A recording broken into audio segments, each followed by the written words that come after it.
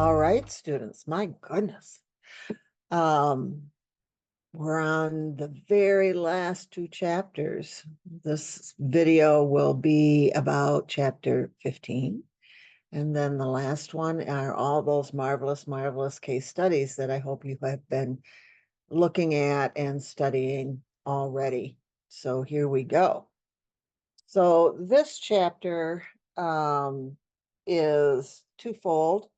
One, it is a source of self-help and general wellness and health and well-being understanding, especially important since massage therapy is such an important part of the health and wellness application for people. So massage is not enough, however, and there needs to be an understanding of diet, nutrition, and exercise and that sort of thing. So that's what this chapter is. And that's also the platform for you for self-help, for taking care of yourself. So here we go. Wellness and self-care for the massage therapist and client education. Some of the concepts may appear on the MBLEX exam, especially the idea of stress and basic wellness around nutrition, potentially something to do with the importance of exercise. Certainly sleep and breathing is an important part at entry level, and for everybody. So you're going to want to slow down and pay attention there. And then the mind and the spirit. So regardless of whether content is specifically tested on the MBLEX or not, should not indicate whether or not it is valuable and important for massage therapy practice. And this information is not that it directly involves the application of massage, but it embraces the bigger picture.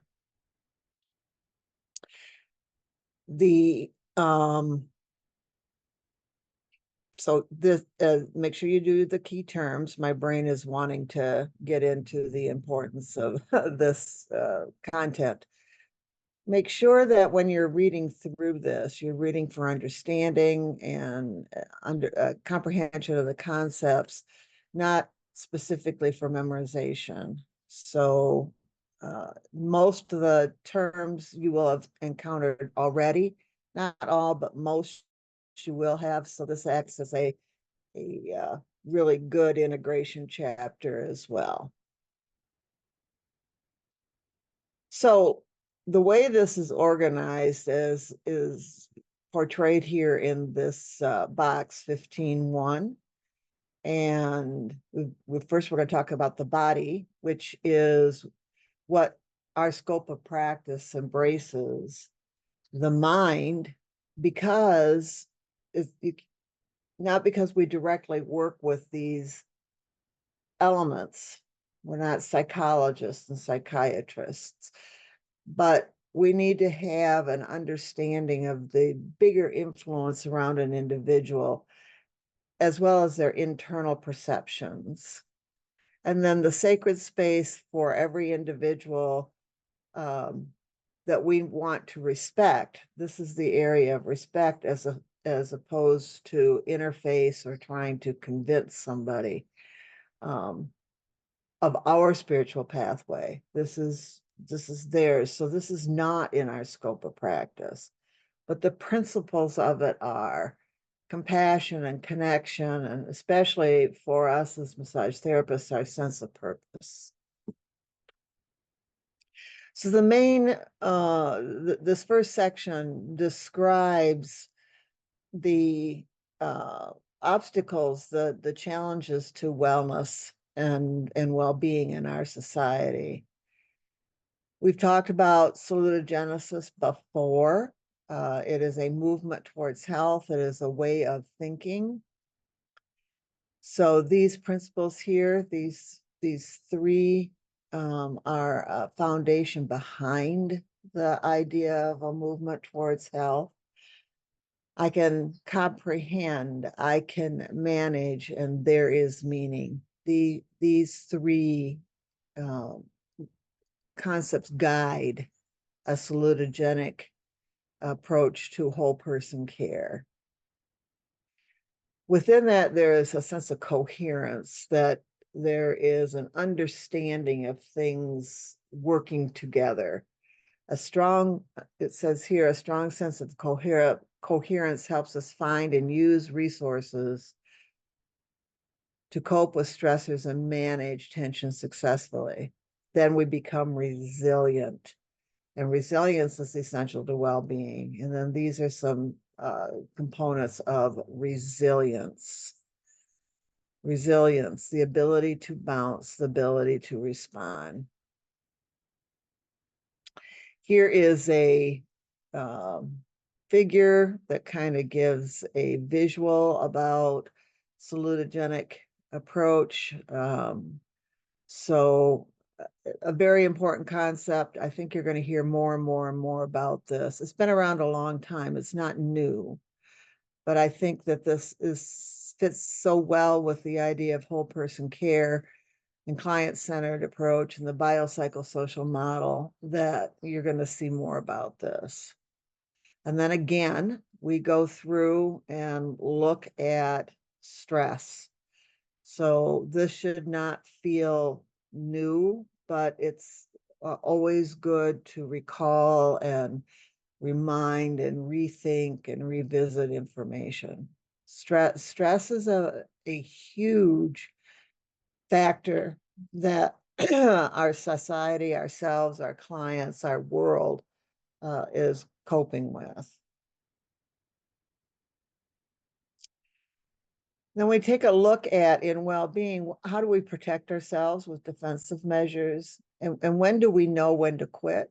When is it a good decision to quit and move another way? And this is a very important coping and problem solving and approach to getting beyond something that's just not working anymore. So we also have other coping skills that we can deny. I deny, if there's nothing I can do about it, and especially if it's going to resolve itself on its own in a short period of time, I can ignore it. So I don't know if I don't, a cognitive behavior approach to mental health does not necessarily mean that we need to go back and revisit all of the past. We need to understand and appreciate how that has formed us right now. But the approaches about well-being is to be able to have quality of life anyway. Quality of life anyway. That's hard. That's not easy. But that's kind of where the ability to move beyond comes from. So here are our common stress responses. And of course, this content will show up on the MBLEX exam because it's so important. Stress management, life demands, loss and grief. We're all going to have a grief, a loss.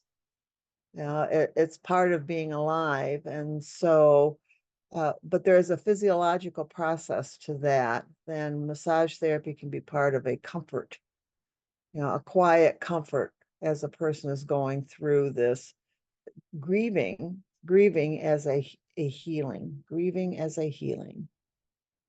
We also want to pay attention to our intuition and recognizing when wellness is off balance and seek help. And here with our client, this is where we are educated and we are compassionate and we are professional in our encouragement of our clients through referral and through consultation, and part of a multidisciplinary approach to care. Encourage them to get help. And we do that for ourselves as well. So Here are some of the other elements: supportive relationships, and the on a professional level, mentoring, quality supervision, peer support. Sometimes that's even done electronically with certain kinds of on Facebook, for example, there's a group for massage therapists dealing primarily with people who are undergoing cancer care. So there's a group there where they can share. So it's nice to have that. It's nice to have supportive relationships. So, and this all falls into the quality of life domains presented in chapter 4.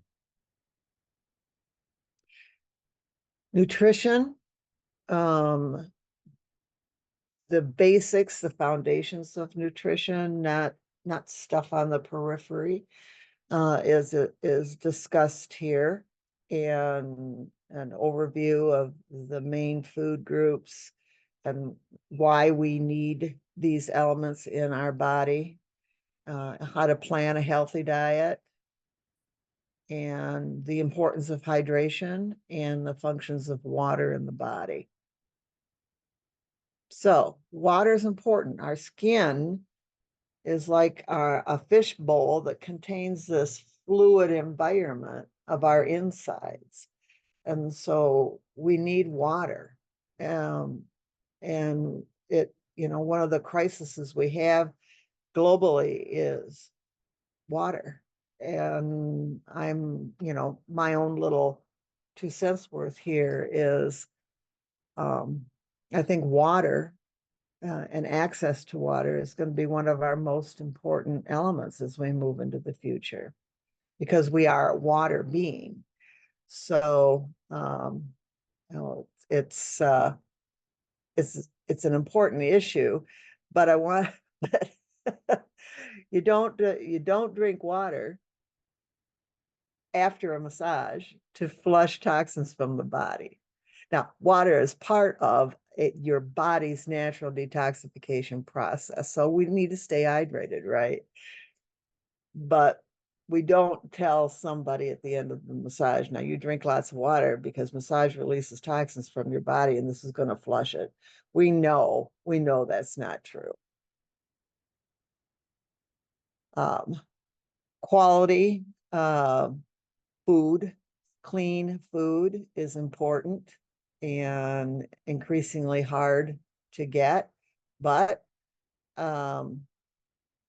it appears that the world is more aware of the importance of clean and quality food. It's getting better. And then we talked previously about how non-productive inflammation is a risk factor or a perpetuating factor for a lot of chronic illness. Nutritional substances,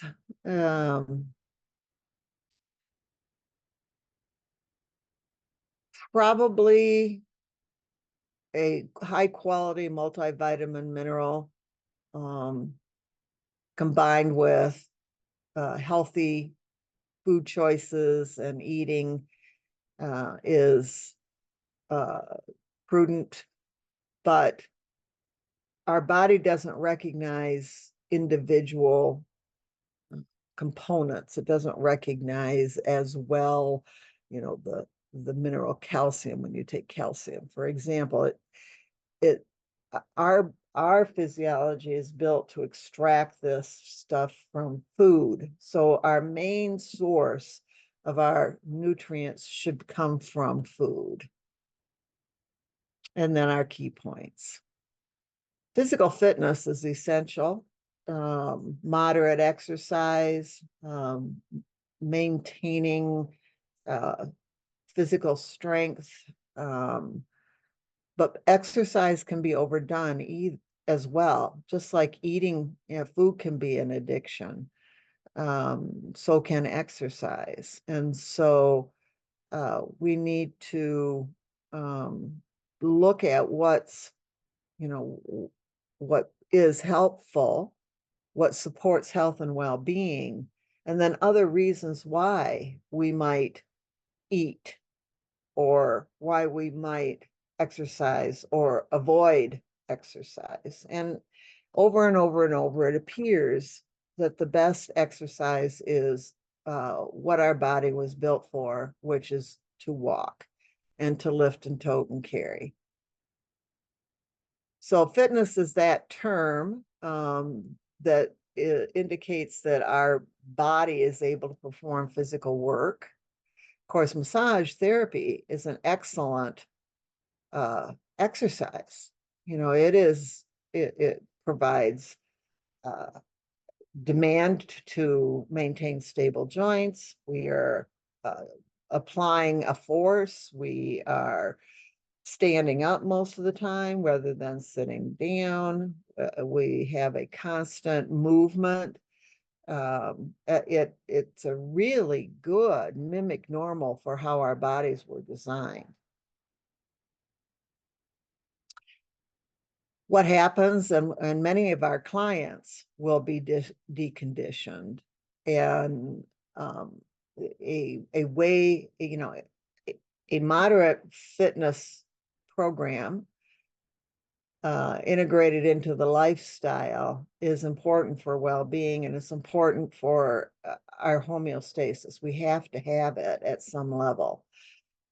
So when you've been deconditioned and then you start to do some, more physical activity, you can have some musculoskeletal aching, and massage is really good at managing that. So, a person might avoid or not continue with a quality physical fitness program because of that aching, and massage can be extremely supportive of that. Now, this section talks about aerobic exercise, how our body adapts to it, what that has to do with conditioning, and the intensity, duration, and frequency that is required to maintain fitness. And then some guidance on developing an exercise program. So the warm up, the actual activity, the idea of a continuous training, sustained movement, interval training. It's nice to bring some weight-bearing activity into interval training. Circuit training, circuit interval training, and the cool down. And then here are the physiological changes that occur with exercise. Pay attention to this. And what exercise does to create a better metabolic rate for health and well-being and maintaining homeostasis. Flexibility is important, but we don't want to become so flexible that we are hypermobile. There needs to be an element of stability and stiffness, so that we are able to maintain an upright posture. That's not an easy task. So this idea of flexibility has kind of been overemphasized. And while we want flexibility, we want to have non-painful, non-limited joint movement for activities of daily living. We don't want an excess of this either. And this fits right in with the decisions we make about how to the extent that we provide stretching within, as an intervention during the massage. So stretching is different. Stretching is different than moving the joints through a range of motion. Stretching is trying to increase that. And if it is more, if the range is already beyond what is needed for stability, then the person is going to start to become unstable. So there's a lot of issues right here. And I trend currently right now as I'm doing this video are these stretching studios where people just go in and are stretched, and that's not necessarily productive, because stretching is an intervention. So that it's meant to change something, and not everybody needs additional stretching. They need to support and move fluidly through the productive range of motion, and that's what flexibility is. We get here into the idea of relaxation methods. These are around the idea of mindfulness, and particularly we want to look at breathing in this area. So this section reinforces all of the other previous information we have had about breathing and dysfunctional breathing. So mindfulness is being attentive to the moment, not going into the past, not going into the future. It helps the body reset. There are a lot of different mindful activities. You can watch birds at a bird feeder. You can go pull weeds in your garden. You can fold laundry. Folding laundry can be mindful. Goodness knows, as a massage therapist, we have lots of laundry. So um, it doesn't have to be, a very stereotypic uh, or even spiritual practice. It's about a sense of stillness. That's what it is. Now slow down and pay attention here. Pay attention to the breathing, the muscles of respiration, the phases of breathing. Look at this section as well in your Essential Science book. And then how massage is used specifically to support breathing. This is the area that massage truly can interface into these wellness and self-care activities. So these breathing activities here are some that you can easily teach your client. You can even copy this off. And you'll also want to go and review. You want to review what happens when the breathing is dysfunctional. So you can find that discussion through a search program, by putting breathing pattern disorder and see all the different places in the text. And you can also research dysfunctional breathing and ways to correct a breathing issue. The lower respiratory illnesses, COVID, is the pandemic we lived through. There is a lot of disordered breathing related to long COVID. And it's perpetuating the fatigue and the some of the anxiety that's residual from going through all of that. And it can be breathing can be retrained. It is a place for intervention. All right. And what these exercises do is prevent the body from using the upper the auxiliary respiratory muscles during breathing. And it retrains, stimulates a more normal, relaxed breathing process. And this gives you a breathing pattern where you inhale and exhale in a rhythm. And there are a lot of them out there. I saw one on a reel, actually, a Facebook reel, where you followed a dot going up and down in a rhythm for breathing.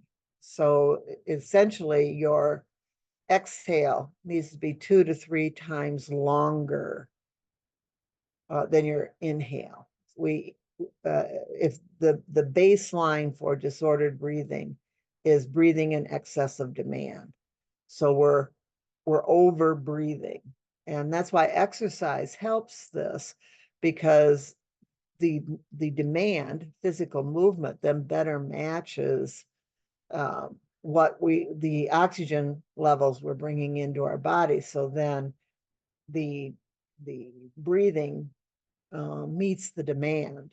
But then when we're not exercising, we need to slow that down so that the breathing rate fits a more passive movement process. Sleep, sleep, sleep. If massage does nothing but help people sleep better, then people are going to do better. And we need to understand more about sleep and sleep hygiene. But it is the general massage, full body protocol with attention to the mechanics of breathing that does this, and the down regulation of the sympathetic autonomic nervous system, including managing some pain processes. So again, if we do nothing but help people sleep better, then we have there's tremendous value in that.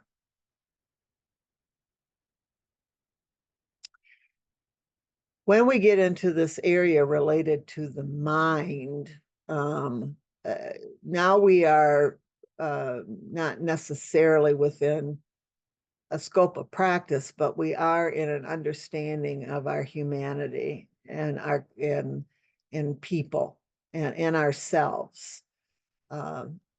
If something is dysregulated in this area, there are professionals that can help people find that balance again. And we also want to be attentive to ourselves around our internal thought processes and how it drives behavior. So the mind is the part of us that is able to reason, understand, remember, think, and adapt. And we can change our mind beliefs, but we also have habituated patterns that are below the nose that we may not even recognize.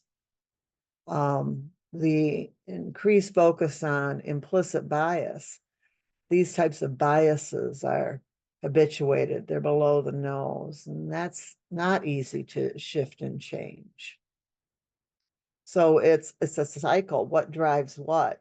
Does the experience create an emotion that creates the physiology? Or is it the physiology that changes the mind so that it's looking or wondering what's going on, that then generates the emotion? It's both. This box is pretty interesting here. It talks about a conditioned response. And so, you know, this body mind process is malleable. We can interface with it. So feelings are the body's physical interpretation of an emotion. And there's some proficiency exercises here that are challenge you to take an internal look and look at how you might shift behavior. Then we all need to understand addictive behavior and that it is a solution, a short-term solution usually, but a solution nonetheless. And people are not going to let go of a solution until they have a better solution. And addictions, whether they're chemical or exercise or always being in crisis or whatever, change the physiology. It changes the way the hypothalamus, pituitary, adrenal axis works. It it takes a change. It takes persistence to get a change into a better homeostatic regulation. So we have to be patient with that. And we all probably have some little addictive little habit that we have. And most of the time, for most people, it's not you know, a dangerous addiction that is going to harm ourselves and those around us. But that's not uncommon either. So um, massage has a role to play as people make these shifts and changes, but we have to be gentle and compassionate in our understanding of ourselves and others. A lot of this falls to our own self-concept and for massage, sometimes our own professional identity. And how do we cope? Coping is part of resilience, and sometimes it's just too much. And then we fall into survival mechanisms. Um, when we try to control what's around us, outside of us, that's a real struggle. So coping happens from inside. So we've got commitment and control and challenge. These are the three C's here. And then the proficiency exercise challenges you to take a good look at yourself. Okay, the final aspect of this is our spiritual self. And I've said multiple times, this is a sacred space for the individual that we do not, as massage therapists, interface with directly, but we respect. We respect. So this is the faith and the hope.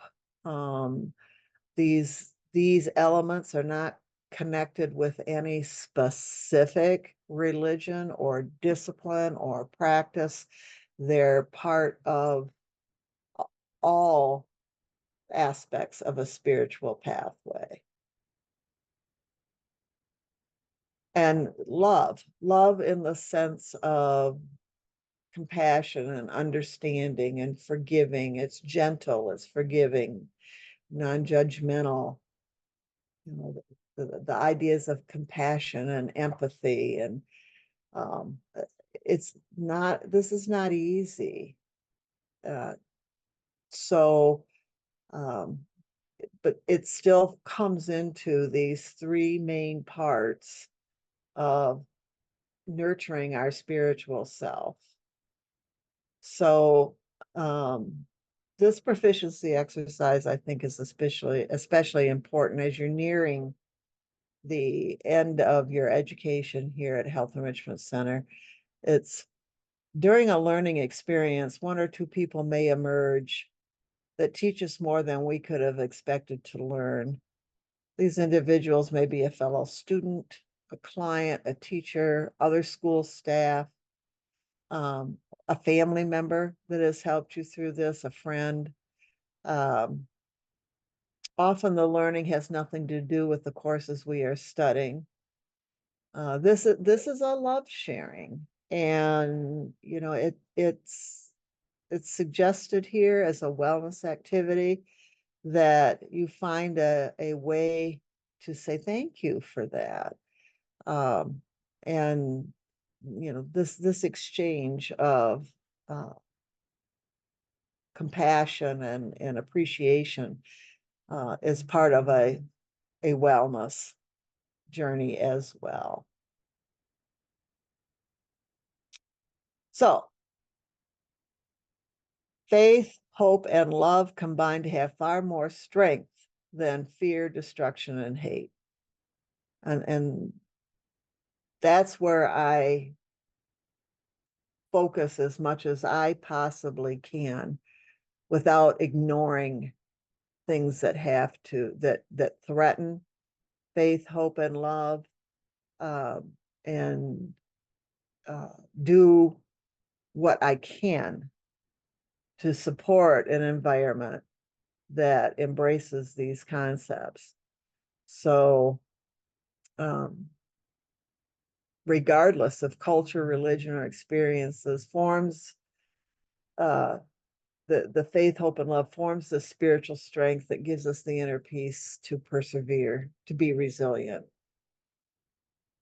So this is the summary here, and you know the drill on the multiple choice questions that are here at the end. And uh, so this chapter is as much about you and and